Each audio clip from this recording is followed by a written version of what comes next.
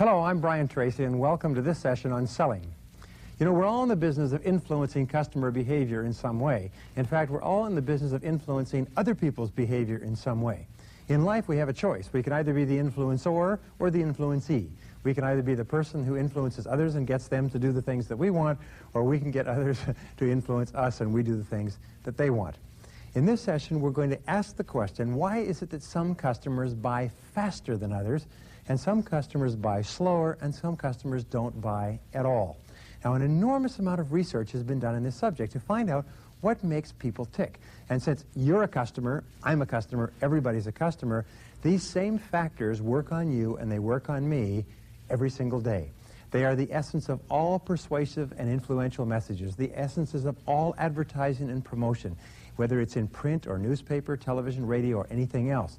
So, why do some customers buy faster, and how can we use these ideas to help people make quick decisions? And why do some customers buy slower, and how can we pull the plug on that slowdown, if you like, and get them to buy our products or services? Well, what we know is this, is that each customer you deal with has deep subconscious needs. They have deep subconscious needs, and it is only when you tap into these deep subconscious needs, very much like an oil well driller drilling into the deep pockets that gets the gusher. It's only when you hit a need, like touching a nerve, that you cause people to actually respond to your offering. Some of the things are called buying influences. Now, we know enough from experimentation and articles that have been written and studies and your own experience, and being a customer yourself, you'll recognize these, and so they won't be able to be used on you. We know that there are buying influences that short-circuit the decision-making process. Let me give you an example. Let us say that this is a clock, okay, and it starts up at 12, and the normal decision-making process has to go through, whether it's a week, a month, several months, and so on, it has to go around a long cycle of meetings and follow-up meetings and proposals and presentations and difficulties and so on. What if you could find a way to take this to 1 o'clock and it went shh, bang, and the customer bought at that point? You could short-circuit the process almost like pushing a button or triggering a wire. Well, one of the things we know is this, is all top salespeople have learned how to short-circuit the decision-making process. One of the things we know is that customers are lazy, just like you're lazy and I'm lazy. Customers are always looking for ways to get from where they are to where they want to go quickly. And they're looking for indications and cues that salespeople and companies can provide that help them to make a decision to move or not to move. So sometimes the customer can be completely uninterested in what you're talking about, but if you touch the right button, they'll change almost instantly and be ready to buy. So let's start with the most important of these buying influences, or what we call triggers. These triggers that you can pull that make such a difference. The first one is called reciprocity and obligation. Now, reciprocity and obligation comes from some of the work by Robert Cacciano at the University of Arizona in Tucson. Reciprocity and obligation are the number ones. They're the tops of the hit parade. They are the ones that have the greatest influence on us. And let me explain what I mean. Reciprocity has to do with you do something for me, I do something for you. It's based as far back as the law of sowing and reaping, the law of cause and effect, Newton's law of action and reaction. Reciprocity and obligation says that if you do something for me, I do something for you. If you take me out for lunch, I take you out for lunch. If you send me a Christmas card, I send you a Christmas card. If you buy me a drink, I buy you a drink, and so on. Our entire society is based on a general understanding of reciprocity and obligation. Our whole law of contract in our society says the party of the first part will do A, and the party of the second part will do B, in which case the party of the third part will do C, and the party of the second part, if you like, will do D, and so on. In other words, a contract is a written agreement for reciprocity and obligation. If I do this, you owe it to me. If we don't fulfill our understandings or agreements under the contract, what we do is we breach the contract and we make ourselves liable to action of all kinds. Now, the reason why this is so powerful is that in any normal person, we like to stay even. You and I like to stay even. We don't want to feel under obligation to someone else. We want to reciprocate. If you do something for me, I feel a burden. I feel like I owe you one. And I don't like the feeling of owing you one. So I want to get out from under this burden of owing you one by doing something back that evens the score. This, by the way, is one of the most important of all psychological factors. It takes place in relationships. Your children do something for you, you owe them something. Your spouse does something for you, you owe your spouse something. Your boss does something for you, and so on. Everything is reciprocal. If we don't reciprocate, it's like playing table tennis. We don't hit the ball back, and the game will stop. So, with regard to reciprocation, there is what is called emotional reciprocation or reciprocity. This says simply, if you make me feel good in some way, I'm going to make you feel good.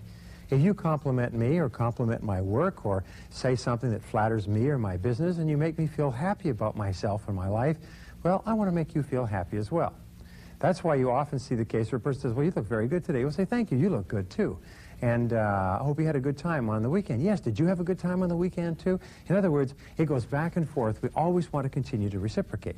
Well, the second type of reciprocity that we're common with is, that we're familiar with, is physical reciprocity. Physical reciprocity is often financial. You loan me something, I'll lend you something. You do something for me, I'll do something for you. You lend me money when I need it, I'll lend you money when you need it. You let me use your condominium, I'll let you use my motorhome, and so on. We like to reciprocate because we want to get out from under this sense of obligation. Now, as a clever salesperson, if you want to influence other people, what you want to do is you want to put them under a sense of obligation to you. You want to do things for them that cause them to want to reciprocate, and as it happens, as a salesperson, you have the very way that they can reciprocate. They can buy something from you. So here's 3 keys that cause people to want to reciprocate by buying your product or service. And I know people who make hundreds of thousands of dollars a year using these simple keys. Number 1 is very simple, is do favors and kindnesses for your prospects and for your clients. Harvey Mackay has become famous with his Mackay 66, where he sends birthday cards and anniversary cards and Thanksgiving cards and Christmas cards and Easter cards and so on, because he finds out what the critical dates are in his customers and his prospects' lives, and then he constantly sends them little things. He sends them tickets to their favorite game. He sends them news clippings about their hometown. He sends them magazine subscriptions to subjects that they enjoy. So finally they reach the point where, boy, they really feel like they kind of owe this company a lot, and they keep buying from them year after year. Now, a second thing that you can do is lunches and breakfasts. Lunches, by the way, are almost out now, but power breakfasts, where you invite a customer to meet you for breakfast, and then you pick up the tab, and the best way to do this, by the way, is to leave your credit card, pay it all, so no bill ever comes to the table. When you meet a prospect, invite them for breakfast. You see, here's the wonderful thing about breakfast. Virtually no one has any plans for breakfast because they can't say, I'm sorry, I'm tied up, I'm busy. Lunch maybe, dinner maybe, but breakfast, they'll have breakfast with you. At breakfast, all you do is you buy them something. What we have found is this, is that if you sit with a person and break bread and eat, after a person has eaten, they have a general feeling of well-being. They feel kind of happy inside. And that happiness kind of spreads to whoever's with them at the table. So you don't even have to make a sales pitch at your breakfast meeting. Just have breakfast and say, look, I'll get together with you. I'll give you a call in a couple of days. When you do, you'll be surprised. They'll be very open to seeing you. And the third thing that you can do is thank you notes. Thank you notes and thank you cards are very, very powerful. In fact, if you wanted to change your whole career, just go out and make sure you talk to 10 people each day and send 10 thank you cards each night. And I promise you, within 90 days, you'll have sent out 222 days. You'll have sent out about 600 to 700 thank you cards. And for the next 2 to 5 years, you'll be doing business with those people. Because why? When a person receives a thank you card, thank you for the time, thank you for the information, thank you for listening to me, thank you for talking to me, thank you for the proposal. Whatever you say thank you for, people think warmly towards you, and they feel deep down inside that, I like that person, I kind of owe them something. And when you come around with a product offering, they're open to it. Now here's the next real trigger that gets people to act, and it's called commitment and consistency. Commitment and consistency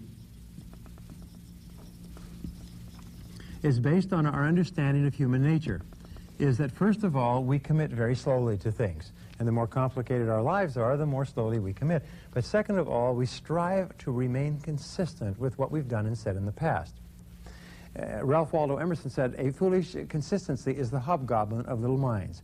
We become so concerned about being consistent with what we've done and said in the past that we'll often get ourselves into a box and into situations in the future which are not consistent with our best efforts. So, here are the key principles with commitment and consistency. First is what we call incremental commitment. When you call a customer and you say, hello, I'm Brian Tracy and I'm from ABC Company, you know what they say? They say, I'm not interested. And you know what you answer? It's very simple. You say, I didn't think you'd be interested. That's why I'm calling. Of course they're not interested. They're at 0 in terms of commitment. They need to be at 100 in terms of commitment to buy your product, and never seen or heard of you before. So therefore, you say, that's okay. Most people we talk to for the first time are not interested at all until they learn what we can do for them. Oh, that's okay. Almost everybody we talk to for the first time is not interested in what we're talking about, but they become our best customers. In other words, you expect that people will not initially be interested in you, and what you have to do is arrange a meeting. Because once a person has invested time with you, they have a little bit of commitment. Once they've given you some information and you've asked and got some questions and got some answers, they have more commitment. Once you've done a proposal and you've come back and you've analyzed their situation, given recommendations, they incrementally work themselves into a total commitment. Now, we know that we strive to remain consistent with what we've done and said in the past. This is why if you do a very good sales presentation, what you do is you ask a lot of questions about what they're doing, what they're looking for, what they're trying to accomplish, what they want, what they don't want, what they want more of, what they want less of, and so on. And then as you give your presentation, you point out that your product or service is consistent with what they said they wanted and they didn't want. If you've got children, you've always had the experience, you have it all the time, where the child will say, Daddy, you promised. You promised to take me to the movie. You promised to take me to McDonald's. You promised to get me a toy. Now, you don't even remember when you promised to do it, but if you said that you would do it, by gum, you're going to remain consistent with what you said you would do.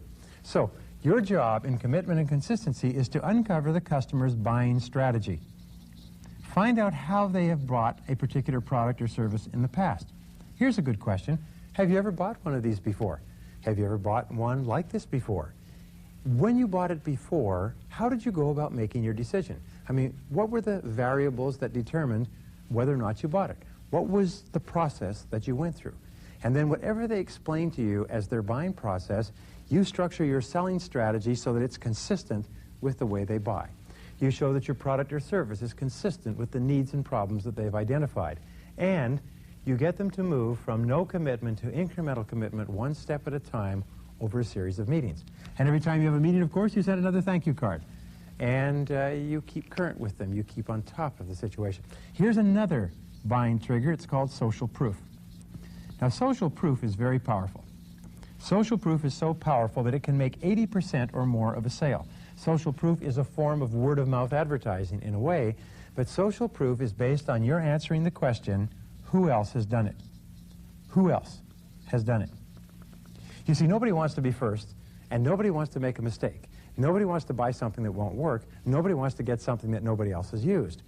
When you tell the customer of other people who have bought the product or service, it comforts them and gives them the feeling that the product or service must be okay.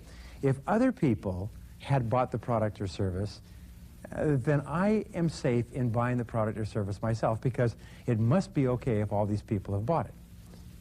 We were selling our management training video library a couple of years ago, and I sat down with the company and said, well, we don't know if it's any good or not. And I simply took out a list that I had generated of something like 300 leading companies in the United States who were all using this training library. I said, here are some of the companies that are using it already. And I remained completely silent. And he sat there for a while, and he picked up the list and put it down, and he was starting to hem and haw about, well, I don't know if it'd be good for us. And finally he said, well, I guess it must be okay if all these other companies are using it. So here's the second part of similar others, of social proof. It's called similar others. Whenever you are going to see a customer or a prospect for the first time, check the files, talk with other people, find out who else in their same business or industry is already using the same product or service. You see, you and I are unduly influenced by learning that other people in our business, other people with our background, other people like us are already using the product or service. It means that it must be okay because other people like us have already passed judgment on it. Well, the third part of social proof is testimonials. Now, a testimonial is so powerful that we recommend that every single salesperson have a testimonial booklet with testimonial letters in plasticized pages with the keywords highlighted, and they carry it around with them. Testimonials can be one of three kinds. They can be letters, which are letters from your clients that say, we bought your product or service and we liked it. It was very good. Or they can be lists, as I've told you, of all the different companies and individuals that use your product or service already. Or you can also use photographs. I know people who have a whole testimonial booklet with a letter and a photograph of the customer using the product with a great big smile. And these people make 10 and 20 times as much as the average person who just goes around with their brochures and their sample case. So take an opportunity. We say that salespeople who don't use testimonials because they're so powerful, salespeople who don't use testimonials have skinny kids. Well, let's talk about some of the other buying influences that you can use. One of the most powerful of all, and any one of these can be all it takes to put the sale over the top. One of the most powerful of all is liking. We know that if a person likes you, they're going to be far more open to your influence. They're going to see your product or service as far better than it might be. They're going to be less sensitive to your price, and they're going to be more forgiving when you make the inevitable mistakes that you make with a long-term account. Remember, liking is based on emotions, and emotions distort valuations. People who feel emotional towards you do not have the ability to make clear, objective decisions. So your job is to be likable. Your job is to be likable. Your job is to have a positive mental attitude. Your job is to be cheerful and friendly. Your job is to smile and be the kind of person that people like to be around. We know that high self-esteem in salespeople leads to a positive mental attitude. High self-esteem is based on how much you like yourself, how much you respect yourself. We also know that salespeople who are continually working on themselves, reading books, listening to tapes, going to courses, watching programs like this, getting better in their field, have high self-esteem. They have greater self-confidence. They feel better about themselves, and as a result, they like themselves, and we know there's a one-to-one relationship. You can't like anybody else more than you like yourself. So if you really want to establish high-quality relationships with customers, you've got to have a high-quality relationship with yourself. If ever you have a bad day or a bad week and you feel down, you're going to find it very, very difficult to sell. And the third part of liking, the final part of liking, is what we call the friendship factor. And the friendship factor is really the key to success in all business, the key to success in all public life and selling. The friendship factor is based on the fact that a person won't buy from you unless they like you. And a person will not buy from you until he or she is convinced that you're acting in their best interests, that you like them, that you are their friend, and that you care about them as more than just a customer. Customers, I've reached the point today that if they don't like you, they won't buy from you, even if they want your product or service, even if it's the best price, even if it's the only one available, they won't buy it unless they like you. They won't buy it unless they consider you to be a friend. The word friend is used to describe the top 10% of salespeople in every field. Now, there's another wonderful buying trigger that is so powerful that sometimes it's used to sell millions and millions of dollars worth of products, and it's called authority. We, you and I, are unduly influenced by people in positions of authority. People in positions of authority carry weight with us. Whenever we hear of somebody who is important, who has used a product or service, it makes us open to using the product or service ourselves. As a matter of fact, sometimes a well-known actor or a well-known political figure can change their hairdo or wear a particular article of clothing or engage in a particular activity, and the whole country will start changing their hairdo, wearing those clothing, or engaging in that activity because we are so influenced by people who have authority, people who carry weight with us. So, the three keys to authority, number one is expertise. If you're looking at a new food or vitamin formulation and you're told that a Nobel Prize winner in nutrition or biology has recommended and uses this themselves, that's very impressive. Sometimes that's all that it takes. Here's an example. One of the highest paid athletes in America is Michael Jordan. Michael Jordan makes millions of dollars a year in the Nike commercials. And the Nike people sell tens of millions of dollars a year worth of shoes because they've got him, one of the finest athletes in the world, on those commercials saying, just do it. When they go out to their shoe stores and they see shoes, they see the Nike commercial, they think of Michael Jordan, they respect Michael Jordan, and they say, hey, just do it. They buy the shoes. Another area of authority is publications. One of the most famous publications, of course, is Consumer Reports. A lot of people won't buy a product or service till they see it reviewed in Consumer Reports. Some people won't buy a product or service until they see it in a magazine and given a review. Some people won't see a movie. Some people won't do anything until they've seen it reviewed favorably. Also, radio and television. Any kind of third source that you can't buy acts as a very strong influence. And if you can mention, by the way, so-and-so uses our product and recommends it, or such and such a publication did a write-up on our product and recommended it, or number 3 is symbols of success. Symbols are things that you have. They're your clothing, your briefcase, your pen, your watch, your car, your shoes. When you look like a successful person and you recommend purchases to other people, they're far more likely to buy from you if you look like the kind of success that you're suggesting they could be if they followed your advice.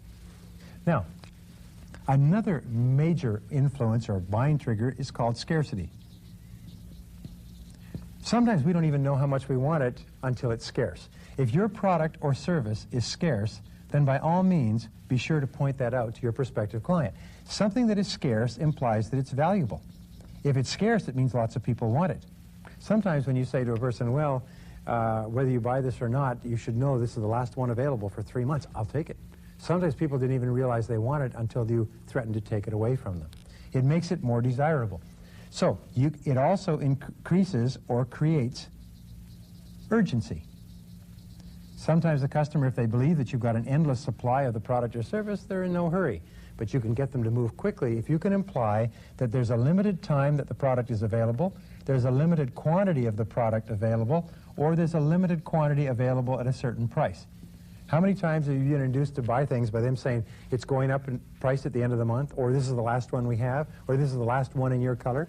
So whenever you can imply scarcity for any reason, by all means do it, because often that's all that it takes to cause a person to act quickly. Another principle which causes people to buy is called the contrast principle. The contrast principle says that when you contrast 2 items with different prices, first higher and then lower, the lower priced item seems, by contrast, far cheaper than it was before. Now, the higher priced item could be $500 and the lower priced item could be $400, but the lower priced item now seems far, far cheaper by contrast. There's something that takes place in the customer's mind. So always when you're presenting different items, always start with the highest priced item and then drop to the lowest price, because the contrast is distorted. And store after store that started off showing people the most expensive items in the store and then going to a less expensive item found that people thought it was much cheaper and spent much more than they expected. Now let me give you an example of how all these work. Have you ever been in a supermarket where you're walking around the supermarket and a person gives you a sample of a piece of food that's for sale on a special that day? Look at how these work. First of all, they give you a sample and you take it. Once you take it from a person in the supermarket or a piece of paper on the street, now you feel that you owe them something. You want to reciprocate. They have triggered the desire for reciprocity and obligation by giving you something that you've tasted and enjoyed and felt good about. Well, now you eat it. Having eaten it, they say, how do you like it? You say, it tastes pretty good. They've triggered commitment and consistency. You said it tasted good. You ate it. So now, in order to be consistent with what you've said, you have to do something else. The third thing is you see others around there tasting and buying it, and you think, well, they're tasting and buying it, social proof. They are obviously not foolish people. They're my neighbors. They're people that I know as well, and they like it, so it must be okay. The girl who's handing it out, she's nice and friendly. She's likable. She's pleasant. You kind of like her. She's got a nice smile. So you kind of like her, so you like the product that she represents. She's triggered liking. So now she's triggered reciprocity and obligation. She's triggered commitment and consistency. She's triggered social proof and liking. And it's offered in a large supermarket that you respect because you go there on a regular basis, so it has the authority of this large supermarket chain behind it. It must be good if it's in the hallway here, so she's triggered authority. Then she says there's a special offer just today, and triggered the buying trigger of scarcity. This is your only chance to get this at this price. And finally, the contrast principle. It's contrasted with others. It's new, it's better, it tastes better, it's cheaper, it's a special, and so on. So virtually all of your hot buttons have been pushed in one single demonstration by them giving you a little something to eat. Okay, the final 2 words that we're going to use are, first of all, the word because.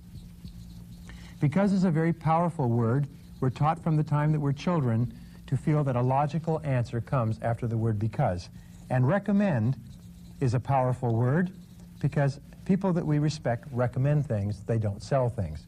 So when you come to the end of a sales conversation, you always say, instead of you should get this or how do you like it, you say, what I recommend for you is this because of what you told me in the past. What I recommend for you is this because. And the word because seems to trigger an obvious reason or answer for going ahead. When you study these influence triggers, when you practice reciprocity and obligation, when you use commitment and consistency, when you use social proof, when you develop the concept of liking, when you use authority to lend greater strength and persuasiveness to what you're selling, when you contrast it with other products and services, and then when you say, I recommend to you this product because, you'll find yourself selling more and more and easier and faster than ever before.